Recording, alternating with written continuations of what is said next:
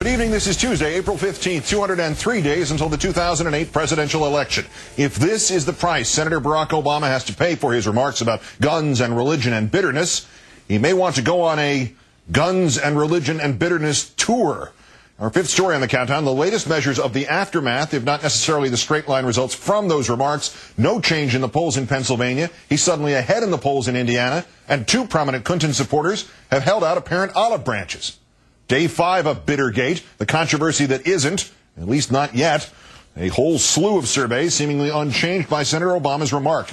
Senator Clinton leading by 6 in Pennsylvania, a margin identical to last week's Quinnipiac poll. The Keith number of voters who don't know plus the margin of error, just 8.1%. A similar lead of only 5 in the Keystone State for Senator Clinton, according to the latest survey from the LA Times and Bloomberg News. Undecided voters there, 12%, Keith number 16. Senator Clinton now trailing Senator Obama by 5 in Indiana, another Rust Belt state in the same survey. So much for the shot of Crown Royal whiskey she downed in Gene Shepard's ancestral home of Hammond, Indiana, on Saturday night. Undecided voters in Indiana, nearly 1 out of every 5, making the Keith number there a whopping 23.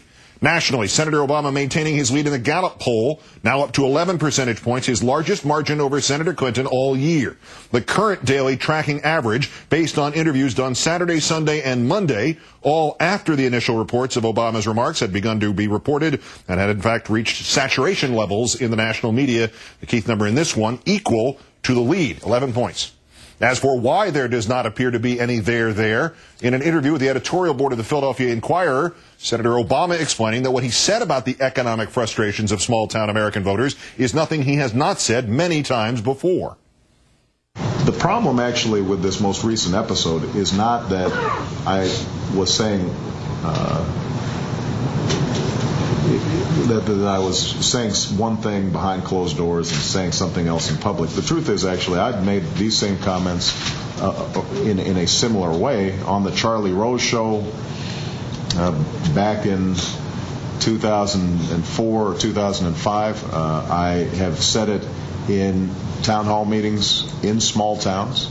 The problem was that I just mangled it, which happens sometimes. And so my syntax was poor. But as a wise older woman who was talking to me the other day said, you misspoke, but you didn't lie. On the campaign trail outside Philadelphia today, Senator Obama's wife, Michelle, saying that if you're going to accuse them of being elitist, you had better know whence they came. There's a lot of people talking about elitism and all of that. But let me tell you who me and Barack are, so that you are not confused. Yeah, I went to Princeton and Harvard, but the lens through which I see the world is the lens that I grew up with. I am the product of a working class upbringing. I grew up on the south side of Chicago in a working class community. There were no miracles in my life. There's nothing miraculous about how I grew up. And I want people to know when they look at me to be clear that they see what an investment in public education can look like.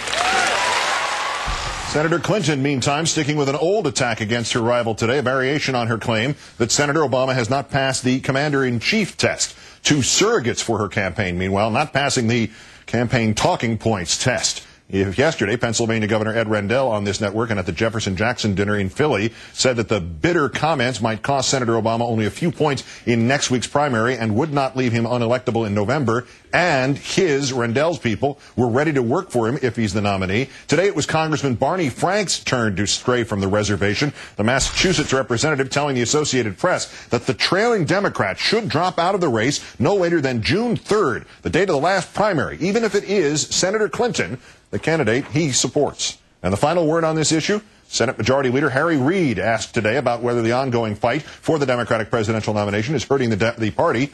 And his answer, delivered in perfect deadpan, quote, "It makes me bitter.